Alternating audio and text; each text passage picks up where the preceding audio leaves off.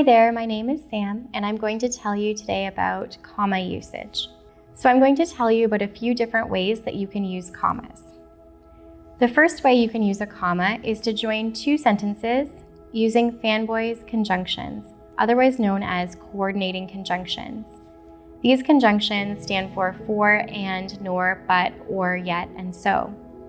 If you have two complete clauses on either side of the comma and conjunction, you've used it appropriately. So in this example, I like tea, comma, but Dan prefers coffee. We have two complete independent clauses on both sides of the comma and conjunction, and we're joining it together with one that makes sense. So there's a difference between what I like and what Dan likes, so it makes sense to use the coordinating conjunction but with the comma.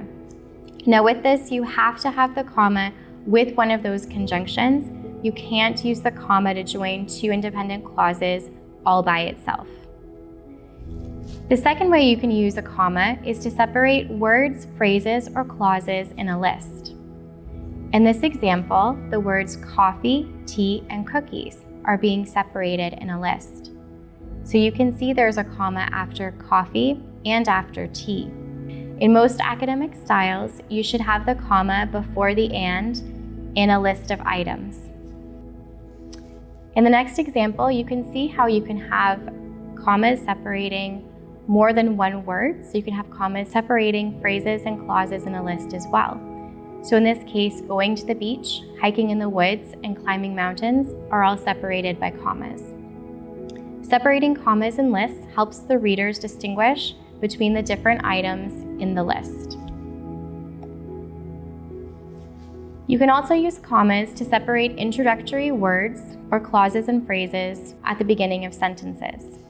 For example, if you have an introductory word like therefore, you can have a comma after that word to separate it from the rest of the sentence. In addition, if you were to have something like a complex sentence, you would have a comma after the dependent clause. So after she went to the beach, you have a comma, and then she ate dinner. You can also use commas to set off extra information within a sentence.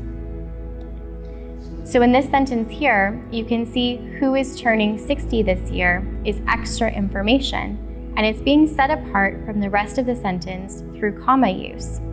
So the integral information in the sentence is her mom climbed Mount Everest. The extra information after her mom, who is turning 60 this year, provides further detail, but isn't needed for the rest of the sentence. So putting the two commas around that information sets apart this extra information in your sentence. If you're not sure if you should do this, you can try covering that information and seeing if your sentence still makes sense and still conveys the idea that it is supposed to. And if it does, then it's just extra information in your sentence. You can also use commas to separate dates and locations in sentences. So in this first sentence, I was born Sunday, December 7th, 1941. You can see there is a comma after Sunday, the day of the week, and also after the specific date, the number 7. In the second sentence, I live at 10 Oxford Street in London, Ontario. You can see there is a comma in between the city and the province. Likewise, you would have commas in between cities and countries as well. So let's take a look at these 5 sentences. You can pause the video now and attempt to put in the commas where you think they are required. Don't change anything in the sentence, but just put in commas where you think they would belong. So take a moment to do that, and then you can unpause the video and I'll show you the answers.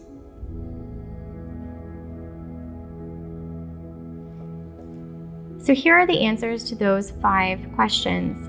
In the first example, you can see that the comma should go before the coordinating conjunction but. You noticed that on each side of but, there is an independent clause.